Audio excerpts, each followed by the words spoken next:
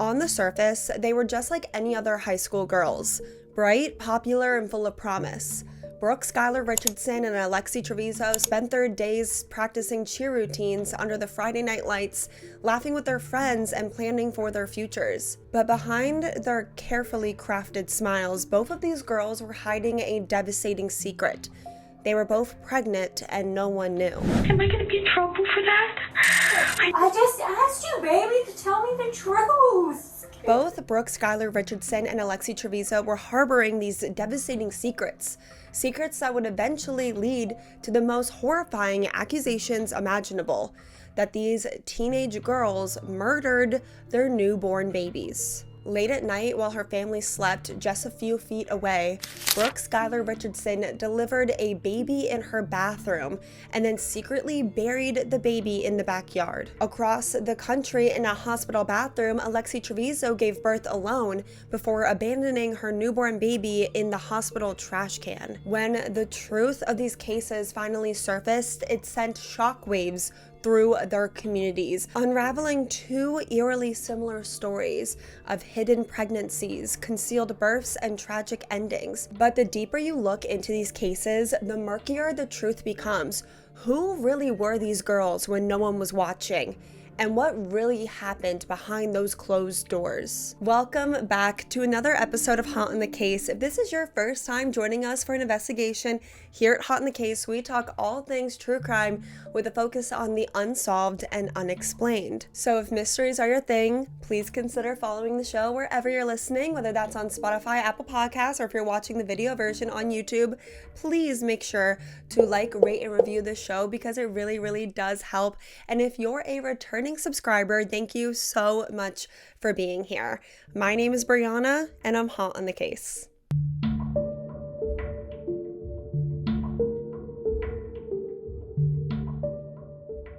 To understand the chilling reality of these cases, we must first start with the girl who first made headlines, Brooke Skylar Richardson. From the outside, the Richardson family looked like something out of a Hallmark movie. Scott and Kim Richardson were a very happy couple and the loving, proud parents of two bright, talented children. Their son, Jackson, was a football star, and their daughter, Brooke, who went by her middle name Skyler, was a competitive cheerleader. But Skyler wasn't just any cheerleader, she was the flyer. The one that would be tossed in the air, flipped, and turned around before trusting her teammates to catch her.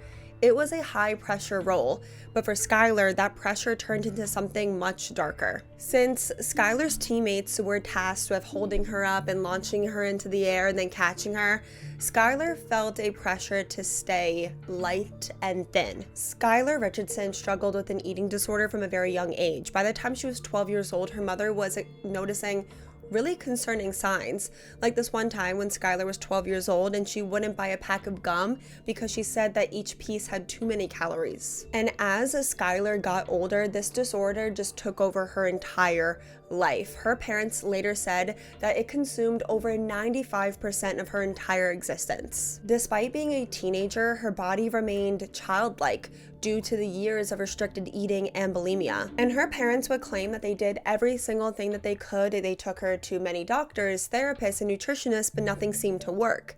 However, many later questioned whether her mother Kim had actually enabled the behavior. A lot of people claim that Skylar's mother Kim is a vain woman, obsessed with how people perceive her family. She really wanted to keep up appearances that they were this picture-perfect family. So the children, Jackson and Skylar, had a lot of pressure on them to appear perfect. Some even speculated that Kim gave her daughter Skylar laxatives to stay skinny, which is the complete opposite thing you'd want to do if you have a child with an eating disorder. But despite all of that, the Richardson family kept up appearances. Skylar wasn't just a cheerleader, she was also a top student, a member of the National Junior Honor Society. She was sweet, soft-spoken, beautiful, popular. In August of 2016, right before Skylar's senior year of high school started, she had a very brief relationship with a boy named Trey. He was actually the cousin of one of her friends. Like I said, though, it was very short-lived. It wasn't anything serious. It lasted barely a month before they ended things and cut all contact. They actually ended the relationship because Trey was going off to college. Skylar says that she blocked him on all social media and, He went completely out of her mind. She was ready to just focus on her last year of high school. And by early 2017, things were really looking up for Skylar. She started a new relationship with a boy named Brandon, and he was very sweet. He was well liked. And for the first time in years, Skylar's parents saw a positive change in their daughter. She seemed happier, more confident, and notably, she was gaining weight. And her parents finally thought that maybe the eating disorder was behind her. And as Skylar's relationship with Brandon got a little bit more serious, Skylar's mother thought that maybe it was time for her daughter to go on birth control. So on April 26, 2017, Kim drove Skylar to the OB/GYN, and Skylar had just turned 18, so her mother waited in the waiting room when Skylar went in for her appointment. But when Skylar's appointment was over, her eyes were red and puffy, and it was clear to her mother that Skylar had been crying. So Kim immediately asked her daughter what was wrong, and Skylar just told her that she was nervous because it was her first gynecologist appointment, which made sense. But it was a lie. Inside the exam room, Skylar had just gotten life-changing news that she was pregnant, and not just a little bit pregnant. She was nearly full term. The doctor estimated that Skylar would be giving birth in only 10 weeks, so like a little over 2 months. But it was just an estimation. The doctor was actually way off. In just 11 days, Skylar would give birth. And when Skylar heard that she was pregnant, she was in shock. She had no symptoms. She gained a little weight, but it wasn't anything significant. And due to Skylar's eating disorder, missed periods were normal for her. Skylar was very upset. She cried a lot, and the doctor would later say that the way that Skylar reacted to finding out she was pregnant was the exact way that you would expect a barely 18-year-old college-bound high school student to react to finding out they were pregnant. Skylar begged the doctor not to tell her mom, not to tell anyone that she was pregnant, and the doctor agreed that they wouldn't tell anyone. And then the doctor did something pretty bizarre. He still prescribed her those birth control pills that they had come for. Skylar had asked for them to avoid suspicion, said that her mom would be mad if she left without the birth control because that was the entire reason that they came, and the doctor agreed and gave her the birth control. So Skylar walked out of that appointment 8 months pregnant. She didn't tell her mother, she didn't tell her boyfriend, she didn't tell a soul. She went home and continued life as if nothing had changed. But in 11 days, everything would change. 9 days later, Skylar attended prom in a skin-tight red dress. It was the one with like a corset top that she had to be laced up in. In a side-by-side comparison to the photos of her in February when she bought her prom dress to the photos taken the day she attended prom, Skylar looks, maybe a tiny bit bigger, but there's definitely no way that you would think that this is a photo of a girl that is about to go into labor. Skylar went to prom with Brandon and her friends, and not a single one of them expected that she was pregnant. Prom was actually a really miserable night for Skylar. The entire night she complained of these terrible cramps, like the worst cramps ever. She told Brandon and her friends that it was just her period, but that was another lie. Skylar had actually began labor, and the next evening, those cramps turned into full-blown contractions. And in the early morning hours of May 7th, while her entire family slept just a few feet away, Skylar gave birth alone in the bathroom. And for 2 months, not a single person knew. And then on July 14th, 2017, the police arrived at the Richardsons' home. Turns out Skylar had gone back to the OB/GYN just a few days earlier to get a refill on her birth control. And the doctor asked her about her pregnancy because she obviously wasn't pregnant anymore. And Skylar broke down in tears, and she admitted to the doctor that she gave birth alone and then buried her baby in the backyard and said that nobody knew. So obviously they called the police. And the police that came to Skylar's house told her and her family that she wasn't in any trouble. They just needed to ask her a couple questions because she might have witnessed something. So Skylar's dad, believing that she wasn't in any trouble, drove her to the sheriff's office, where she was questioned alone, without a lawyer and without her parents. And Skylar admitted right away that she had had a baby that she named Annabelle, but she claimed that the baby was born stillborn. She repeated over and over and over again that when the baby was born, it didn't cry, it didn't move. And then after she gave birth, she went into the garage, she grabbed a small shovel and buried her baby in a shallow grave in the backyard, and then marked the grave with a flower pot. There's no way other than just to come out and say, okay, we got a call from the doctor's office. Now Skylar knows her secret is out. My parents are gonna kill me. I didn't want to tell them. I didn't want to tell them at all. I still don't really want to tell them, but now they're gonna know. Without prompting, she says she did not harm her baby, something she will repeat more than a dozen times. I didn't kill Joe. Oh, we're not saying anything like that. That's not why you're here today. We're not saying that. Did you say her? Okay, it was a girl. What do you do then? I stayed there with her for a little bit. I tried to see if maybe she'd wake up, but I had to bury her. And I think am I going to be in trouble for that? I know it wasn't For right. trying to see if she could breathe, and I had to bury her. Why do you decide you have to bury her? I couldn't tell anybody. Because you hadn't told anybody and you still didn't want to tell It was anybody? really bad. I loved her. I didn't mean any harm to her. It's not for us to say. Are you going to put me in jail because of that? No, I'm not. That's not why I'm here today, to try to put you in jail. We're still just trying to find out what happened, okay? Did you know where you would bury her? I just wanted to bury her in my backyard so I could put flowers on her. Okay. And as she sobbed, telling the story, the detectives reassured her. She wasn't in any trouble. They even comforted her. Meanwhile, in another room, they told her parents for the first time what happened. And they were in shock. They had no idea that their daughter was pregnant, let alone gave birth while they were sleeping in the other room. Can I talk to my parents? In just a minute, but I've got to step out just real quick and I'm not going to stay the night. Oh, honey, you just take a deep breath, okay? I'm going to stay in here with you, okay? Detective Vane finally comes out and tells us sort of a synopsis of what happens. We're in shock. I just checked out. I couldn't feel my body. I have very little memory of what transpired. Just be honest, what's going to happen? I don't know, okay? I'm in here observing. Jail? No. You're not going to jail today. No. No, and I'm not going to. Just relax, okay? Listen, just relax, okay? Just relax. I don't want to go to jail. I know you don't. Just relax, I don't have to okay? go to jail, though, right? Listen, I understand that you're sorry, and I understand that you're upset, and I understand that you didn't want this to happen, okay? Just take some deep breaths, okay? Things will be okay. I don't have to go to jail. You're not going to jail. Okay, we're not taking you to jail today. You're not going to jail, okay? So just... What's the worst that's going to happen? Honey, I don't know. This isn't my case, okay? He's talking. He just wants to get some things straightened up so that we can figure out exactly what happened. Are you being 100% honest with him? Okay. I just want everybody to believe me because I don't want to be in trouble. I understand. He says you can go back and talk to her. Doesn't tell us that we're on camera being recorded. I'm so sorry, Mommy. You should have just told us. I know. I mean, kids get pregnant every day. Pregnancy is not the end of the world. I'm so sorry. What did they tell you? I think they want to know if I killed it myself.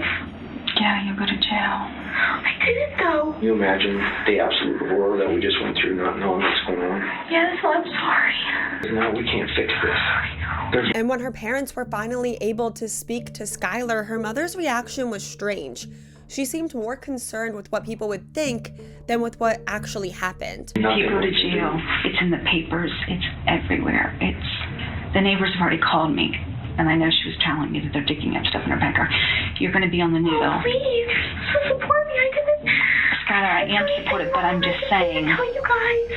Honey, that is wrong. I know, but I didn't kill her. Skylar, if they do an autopsy on the baby and they find out that it was living at the time of the birth, then you will go to jail. I know I will. And Skylar admitted to them that the baby wasn't her boyfriend Brandon's, but it was that guy Trey that she saw for a month over the summer. That day, Skylar was allowed to leave with her parents, but not before their backyard became a crime scene. When police searched the backyard, they quickly found Annabelle's remains, but after months in the summer heat, little was left. It was hard to determine anything, but according to the investigators on the case, there was one thing that the coroner was sure of, and it was a shocking claim. There was charring on the baby's bones. Someone had attempted to burn the body. Suddenly, this wasn't just a tragic story, but something far more sinister. a baby buried in secret, but also had been burned?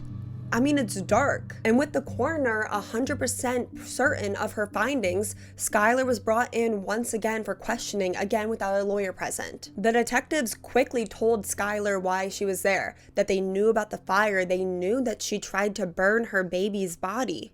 Tell me about the fire.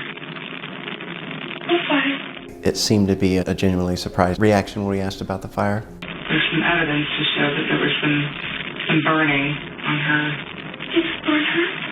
I promise on anything I didn't burn her. My dad has lots of bonfires, but I didn't burn her. There was some charring and stuff on some of her bones, so. I didn't burn her. Are you sure? I swear on anything. You're sure? That I'm sure of. I'm sure of. Clearly, when they said something to her about burning, she had no idea what they were talking about. And Skyler looked genuinely confused and that she had no idea what they were talking about. Skyler said that she had no idea about any fire. She didn't try to burn the baby. She repeated it over and over again. Skyler denied trying to burn her baby's body 17 times. But the detectives wouldn't take no for an answer because the coroner confirmed that this definitely happened. So they kept asking her. And then her story changed. Skyler said maybe she tried to cremate the baby. She actually changed her entire story suddenly. Said maybe the baby was born alive. Maybe she heard the baby make some noises. Maybe she saw the baby move a little bit. Maybe she even killed her baby. And I'm just going to be honest, I don't know how to say it any other way than we know there was more that happened, okay, than what you and I talked about the other day. If you knew I didn't get the truth, and you still had to carry that weight with you. Certain and clear on the information that the baby's remains had been set on fire. So the doctors know that there was fire of some sort or some kind of burning. They know for certain. So now that I know that I have that, I'm going to be more direct with questions about the fire, and yes, I am looking to get an admission on that part. There's still a lot more that we don't know that we just want. You're so close. Just give us all the truth that's left. I've given you all the truth I told you about Squeeze. Detective Carter said something about cremating, or did you possibly try to cremate her? So I wonder if maybe it just was one of those things where you just thought, well, maybe I can do this, and because I think like a cremation, like I'm gonna have some ashes that I can keep of my daughter and keep them. At one point, Skyler finally said, "I think I might have tried to cremate her a little bit."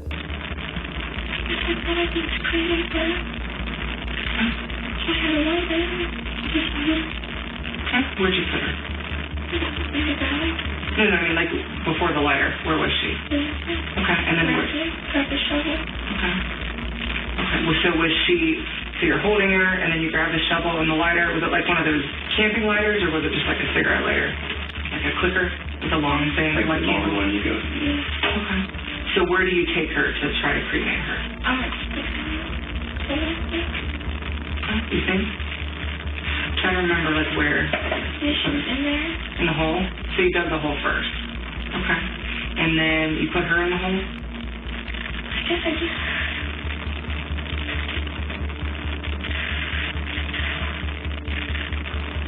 Part of the remains, like did you start like at the bottom, at the top? It is what it is. You can't change it, Skyler. We're not. You're just. I'm scared I'm a stupid. You are telling us what happened. Nothing's going to change what happened, okay?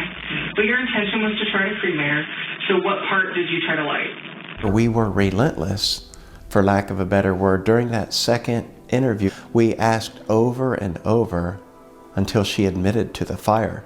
How big would you describe the fire? Would you say big? Would you say small? Was it tall? Was how like?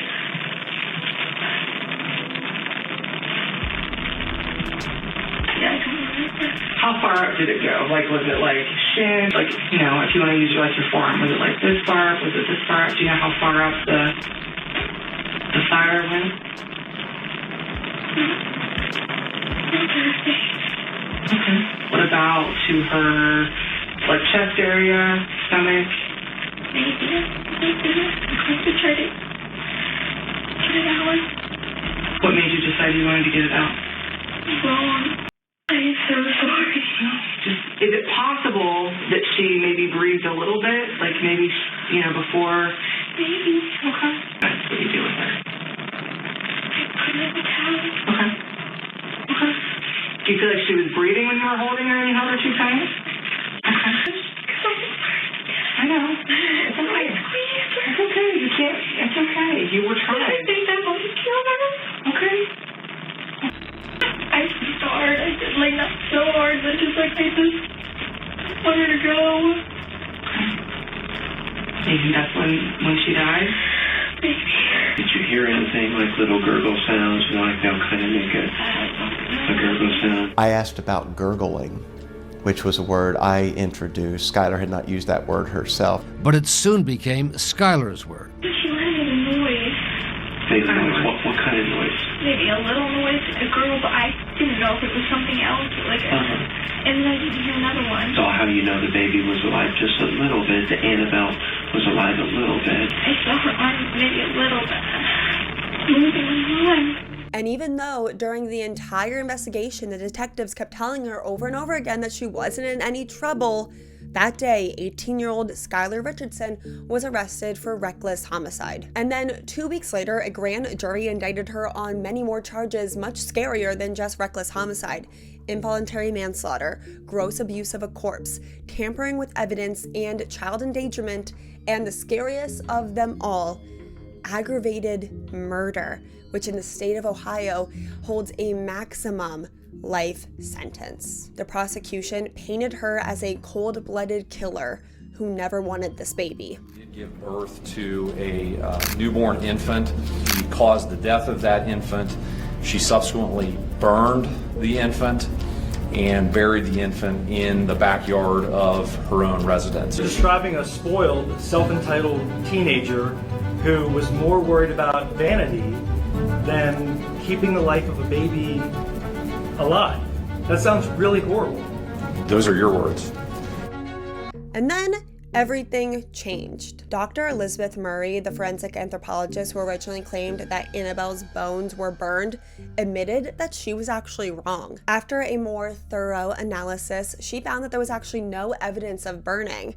But by then, the damage was already done. The case had already exploded in the media. And when it came to the court of public opinion, Skylar Richardson was guilty as sin. People hated her, and they hated her mother. Protesters gathered around outside their house, the courtroom, convinced that she was a baby killer. Skylar's defense argued that she was actually coerced and manipulated into giving a false confession.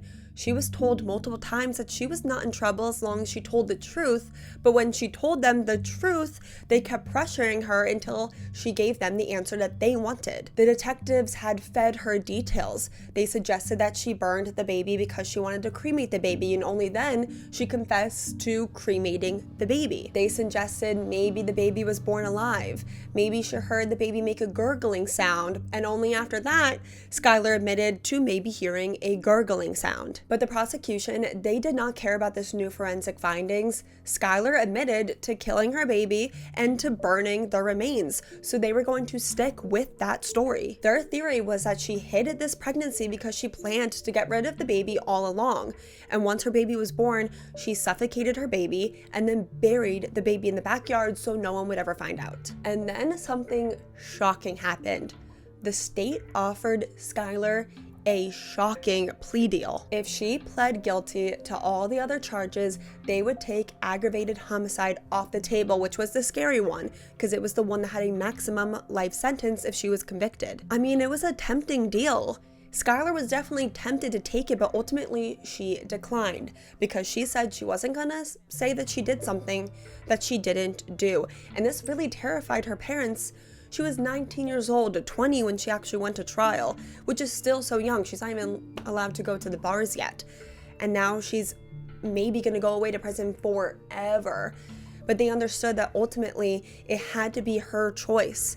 It was her life, and she was gonna have to live whatever choice she made. When Skylar's trial actually began, her eating disorder was used in her defense, but it was also used against her. The state claimed that all Skylar cared about was vanity and her looks, and a baby would ruin her perfect image. Her defense argued that due to her restrictive restricted eating, it actually caused her baby to be born stillborn. Despite carrying the child to term, Skyler only gained 15 pounds during her pregnancy. Also, Skyler described giving birth to a pale, ghostly white baby, often a description of stillborn infants. Also, Skyler said that she never had to cut an umbilical cord, so it possibly detached during birth or maybe even before, which also would have caused a stillbirth. The biggest challenge for the prosecution was proving that Skyler's baby was born alive, because there was no proof that the baby was born alive, mostly because by the time they did the autopsy, it was kind of too late to find that out. They had the assistant coroner testify that in her opinion, the cause of death was homicidal violence, but even she admitted that there was no proof that the baby was born alive. The only evidence that they had that Skyler's baby was born alive was Skyler's confession, but considering the burning of the baby part was proven to be false, there was reasonable doubt that the entire confession was made up. The state argued that Skyler never wanted this baby, she never intended on keeping this baby, and this was proven by the fact that she didn't tell anyone that when she found out she was pregnant. She didn't tell her parents when she went into labor. Skyler wanted to have an abortion, but by the time she found out she was pregnant, it was too late. She was Googling how to get rid of a baby. She even admitted to taking those birth control pills that the doctor gave her in hopes of sabotaging her own pregnancy. There's even some evidence that Skyler's mother knew that Skyler was pregnant before any of this came out. Apparently, the doctor's office actually accidentally emailed Skyler's mom her pregnancy results. And when Skyler's mom got that email, she obviously texted her daughter about it, being like, "What the heck is this?" Skyler brushed it off and said it wasn't true. And Skyler's mom replied that it better not be true or her life was over. And that's where the text conversation pretty much ends, but who knows what conversation they had in person. If her mother, who everyone says was obsessed with appearances, found out that her daughter, who was still in high school, barely 18, was about to have a baby, would she maybe want to help her get rid of it? But that's not all. There was even more text messages between Skyler and her mom that suggests that maybe her mom really did know. Leading up to giving birth, Skyler texted her mom, "I want to look amazing again. I hate being like this." And then only a few hours after Skyler allegedly gave birth to a stillborn baby girl, she went to the gym. And at the gym, she sent her mother a photo of her stomach with the text that read, "I'm literally speechless about how happy I am. My belly is back." So this is important for two reasons. The defense says, she obviously didn't give birth to a stillborn baby and was sad about it because she just texted her mom a few hours later about how happy she was. And two, wouldn't someone who claims did everything they could to help and support their daughter through a eating disorder be a little concerned when her daughter's texting her about like her belly being back, and the fact that she sent her a photo of her belly in the first place? But it gets so much worse. There was another text to her mother that read, "I'm literally so excited for dinner to wear something cute. Yay, my belly is back." And then another text that Skyler sent her mom after giving birth to a alleged stillborn baby, where she tells her mother that she lost 20 pounds. And her mom replied, "I could cry. You're literally my hero." Obviously, none of these texts prove, 100% that her mother knew that she was pregnant, but you can definitely understand why people are skeptical when she claims that she did everything she could do for her daughter with an eating disorder. After a dramatic trial, no one thought that there was going to be a quick verdict. But after the jury deliberated for only 4 hours, they came back with a verdict. Has the jury reached a verdict in the case? We have. The first count is the most serious, aggravated murder. Would the defendant please rise? With regard to count one, we, the jury in the above captioned case, find the defendant, Brooke Skylar Richardson, not guilty of the offense of aggravated murder. We, the jury in the above captioned case, do hereby find the defendant, Brooke Skylar Richardson, not guilty of the offense of involuntary manslaughter. We, the jury, find the defendant, Brooke Skylar Richardson, not guilty of child endangerment. Not guilty on all the major charges. Skyler was only convicted of abuse of a corpse for burying her baby. and this was a felony charge, and it held a maximum sentence of up to 1 year in prison, but the judge ultimately sentenced Skyler to a very lenient sentence of 3 years on probation. Not to say that the judge took pity on her though, because he told Skyler exactly how he felt about her. You know, I have a daughter about your age, Ms. Richardson, and I have a granddaughter about the age that Annabelle would be right now. In all of this mess that we have with this case, I think what often gets overlooked, Ms. Richardson, is just how precious life is. Your life, Annabelle's life, life is precious, and it should be protected, and it should be guarded in all respects.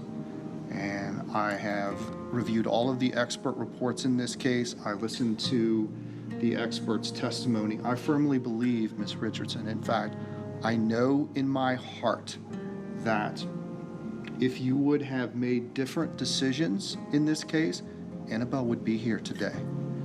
And I know that might be difficult for you to hear, but I think that your choices before birth, during birth, and after show a grotesque disregard for life. And the public was outraged by this. I remember exactly when this happened. Many believed that she got away with murder, and to make matters worse, another judge shortly later actually reduced Skyler's probation by 2 years, meaning she was only on probation for 1 year. But still, Skyler has struggled a lot because, you know, she is a felon now, and she'll be a felon for the rest of her life. And where Annabelle was once buried in her mother and grandparents' backyard, they have now put a little angel statue so they can go there and remember her. The Skylar Richardson case left people divided. Was this a scared teenager who made a terrible mistake, or a cold-blooded killer? And just when you think that you've heard it all, another case emerges that was eerily similar but yet even more shocking. Alexee Trevizo was 19 years old, a senior at Artesia High School in New Mexico. She had been dating her boyfriend, Devin, an athlete on both the baseball and football teams, for almost 2 years. Alexi herself was a cheerleader. They were the picture-perfect high school couple, the cheerleader and the football star, the kind of couple that plays the popular kids in all the movies. The two had it all. The two of them had dreams of going to college together, setting up a future together beyond high school. In her final year of high school, Alexi started to notice that she was gaining weight, but she brushed off concerns, claiming that it was just because she was on birth control. But to counteract the weight gain, Alexi reportedly started taking appetite suppressants, which there is no official record of her ever being prescribed. And these are the types of drug that are very dangerous for pregnant women to take, so definitely not something a doctor would ever knowingly prescribe to someone who is pregnant. On January 27th, 2023, after cheer practice, Alexi complained of severe back pain, something she had a history with, but this time was completely different. It was bad enough that her mother took her to the emergency room. And when she arrived at the hospital, the doctors did what they always do. They asked her about her symptoms, and they asked about her medical history. They specifically questioned her about her menstrual cycle, whether it was possible that she could be pregnant. And with her mother in the room, Alexi firmly denied it. She insisted that her cycle was always regular and that she was a virgin, that her and her boyfriend had never been intimate. But just after midnight at 12:18 in the morning, the hospital took Alexi's blood. Just 30 minutes later, the lab results were back, and despite Alexi saying that she had never been with her boyfriend in that way before, that she was a virgin, the test confirmed that she was pregnant. And at this point, the doctors are immediately concerned. Was she in labor? Was she having a miscarriage? Were there some kind of serious medical emergency that needed to be addressed? And while they tried to figure it all out, something unexpected happened. At 1:39 in the morning, security cameras captured Alexi running alone from her hospital room to the nearest bathroom, her hands between her legs. Her mother followed her, knocking on the door to see if her daughter was all right, and Alexi wasn't answering. And after just a few moments, her mother once again knocked on the bathroom door. Alexi assured her that she was fine, just that she was struggling with using the bathroom. The hospital staff then became aware that Alexi had run off to the bathroom alone and wasn't coming out. At 1:53 in the morning, there was another knock on the door, but this time it wasn't her mother checking on her, it was the hospital staff. And just like she did with her mother, Alexi told the staff that she was all right, just that she was struggling using the restroom. But behind the door, it was clear to those listening that something wasn't right. Inside the bathroom, they could hear the toilet was flushing over and over again repeatedly. The water in the sink was running constantly. The paper towel dispenser kept activating over and over again. The sounds were alarming. How was just this one girl alone in the bathroom making all these different noises again and again and again? Something had to be wrong. It got to the point that the staff told Alexi that if she wasn't going to open the door, that they were going to unlock it themselves. And just as they sent someone to go retrieve the key, Alexi just opened the door herself. She walked past them quietly, and they're concerned that they're looking at her. They were like really stressed out. She just walks past them. She goes back to her hospital room like nothing happened. But when the staff entered the bathroom, they were horrified. There was blood everywhere. On the toilet, on the floor, even on the walls.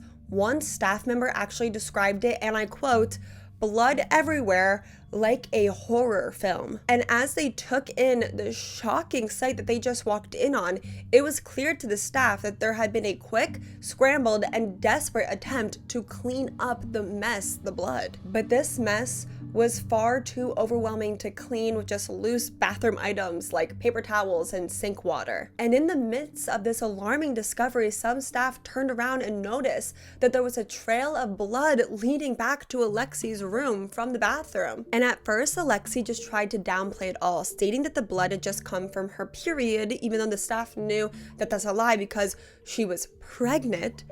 So the staff had two initial reactions to what this could possibly be. Either she had just had a traumatic miscarriage in the bathroom, or she had deliberately done something awful to harm herself. And then at 2:08 a.m., the janitor was called to clean the scene. She described the scene as a gory massacre. And I don't know much about working maintenance, but I assume that they work very hard and they see a lot of stuff as maintenance workers for a hospital. So I would have to say, for someone who does this job every single day, the stuff that they see on a day-to-day, if she was going to describe that as a gory massacre, it had to have been a disturbing scene. And as the janitor worked, she reached for the trash to replace it. And when she lifted the can, she noticed that something was wrong. The trash can was far too heavy. It was normally very light, just paper towels and toiletry wrappers. Now this was heavier than normal. Beneath the top liner was another bag, and inside that bag was the dead body of a baby boy. The umbilical cord had been torn apart, shredded, like a savage had ripped apart it with their teeth. The baby was lifeless. There was nothing that could be done to revive him, and he was pronounced dead at 2:28 a.m., just about 50 minutes after Alexi had run off alone to the bathroom. At this moment, this was no longer a case of a medical mystery. This was a crime scene. The police were called, and when they arrived, the staff briefly told them the story about what had occurred, what they had found in the bathroom. Then they accompanied the police to Alexi's room to confront her and her mother about what was going on. Both Alexi and her mother's reactions were caught on footage. Her mother appears shocked, gasping, immediately questioning her daughter. I'm sorry, there's we discovered a dead baby in the bathroom. Oh my gosh. I'm sorry. It came out of me and I didn't know what to do. Lexi, I told you about this. I just asked you, baby, to tell me the truth. It was not crying or nothing. What did you do to it? Okay, stop right here. Stop. The doctor explained that the baby was a full-term infant. Alexi's mother was again shocked. She thought that maybe she just had a miscarriage. It was a small little baby. No, Alexi had given birth. Like, how big is the baby? It's full term. What? 9 months? Nothing was crying. Still in disbelief, her mother even directly asked Alexi in front of all these people if she had seen the news about what these girls do to their babies and that they go to jail. Alexi, have you watched the news of the girls, that what they do to their babies and what they go to jail? I was crying.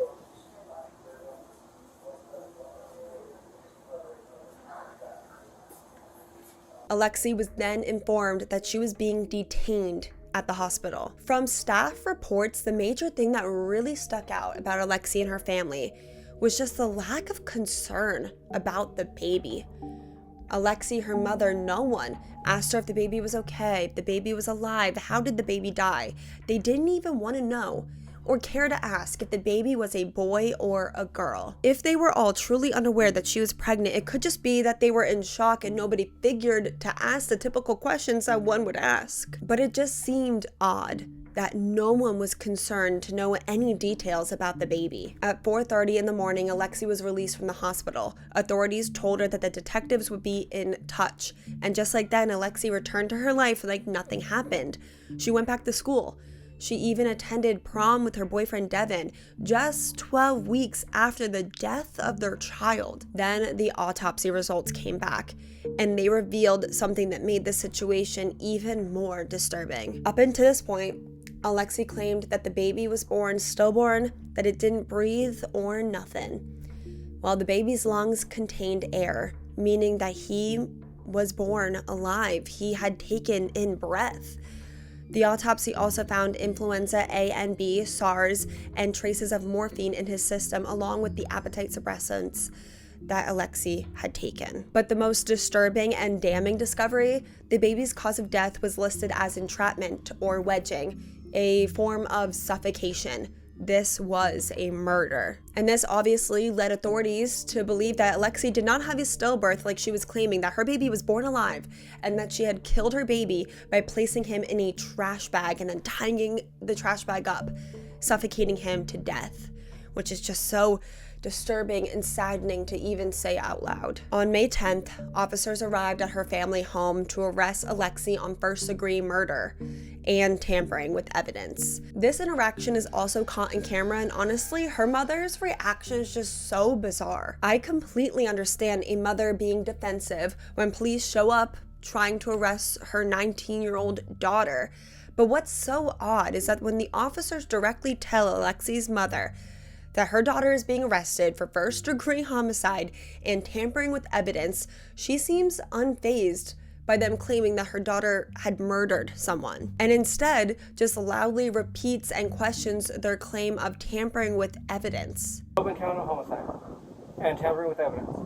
Tampering with evidence? Yes. At the hospital? Yes. It's just strange that out of the two charges that you're fixated on tampering with evidence and not homicide. Alexi was taken into police custody but was released about a week later awaiting trial. The conditions were that she had to attend regular counseling and abide by a strict 7 p.m. curfew. And since, Alexee Trevizo and her lawyers have filed a wrongful death lawsuit against the hospital, claiming her baby died due to malpractice. And I know that this must be awful for the hospital staff, because I know a lot of them really struggle with the fact that, they dedicated their lives as medical staff to trying to save people's lives. And a lot of them have struggled because they feel like Alexi never even gave them the chance to try and save her baby. Alexi was set to go to trial in August of 2024. That did not happen because there have been a lot of setbacks.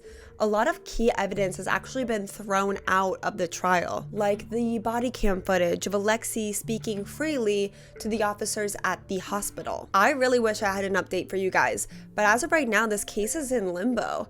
I scoured the internet for any kind of update on the case or news when the trial was going to start, and I found nothing. Alexi, her mother, her family, her friends, her cheer squad, everyone has adamantly claimed that they had zero idea that Alexi was pregnant, which I have a hard time believing. I've seen photos and videos of Alexi shortly before she gave birth, and I mean, she looks pregnant. Everyone says that, she, might have gained a little weight, but she only gained her weight in her stomach area. I mean, she looks pregnant. So here's my final thoughts on these cases. And before I say anything, I just have to say, remember, this is just my opinion. Alexi is innocent until proven guilty, and Skyler was found not guilty on all major charges. When it comes to Skyler's case, I'm more conflicted about my opinion than I am when it comes to Alexi. On one hand, Skyler clearly did not want that baby. She was Googling how to get rid of the baby. She admitted to trying to sabotage her pregnancy. So not to sound crass, but isn't it a little bit convenient that then her baby was born stillborn? Like, if her baby really did survive, what was Skyler's plan? Was she gonna give birth secretly in the bathroom, then go wake up her parents with the baby in her hands and say, I'm a mom now? I first heard about Skyler's case back way when it just happened, and at first I truly believed that she got away with murder, and I believed it up until I was researching the case again for this video, and now I'm not so sure. And a lot of that has to do with the fact that we're never gonna get a conclusive cause of death for her baby because her baby was buried for 2 months. But Skyler has said, and honestly, this makes a lot of sense. When Skyler went to the doctor told Skyler that she had 10 weeks until she was going to give birth. Obviously, we know that's not true because she gave birth only 11 days later, but she thought that she had over 2 months to come to terms with her new reality and to tell her parents when she was ready. And I honestly think that makes a lot of sense why Skyler didn't tell anyone that she was pregnant. She had to come to terms with it first. She just wanted to go to prom and let all these things be normal before her entire life came crashing down around her. 11 days before Skyler gave birth, she was at the doctor, she got an ultrasound, and the baby's heartbeat was strong. 11 days later, was the baby born stillborn? Apparently it does happen.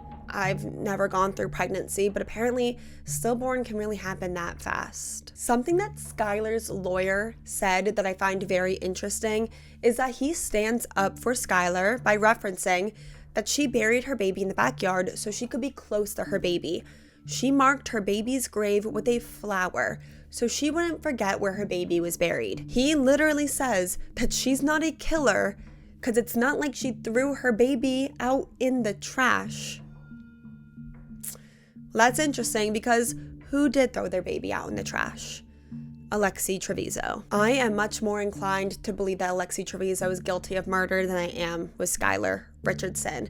Whether she knew she was pregnant or not, I have no clue. The only thing that has me second guessing that Alexi's baby was born alive or not is that no one claims to hear a baby crying. And babies cry really loud when they're born. All these different medical staff members testified to hearing Alexi grabbing paper towels, but no one heard a baby cry.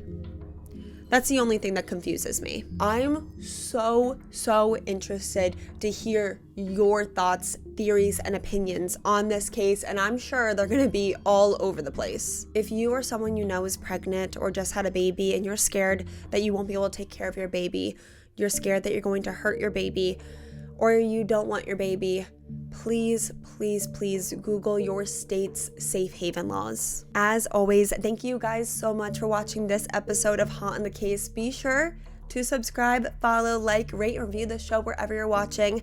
And until then, I will see you guys all next week when we are hot on the case once again.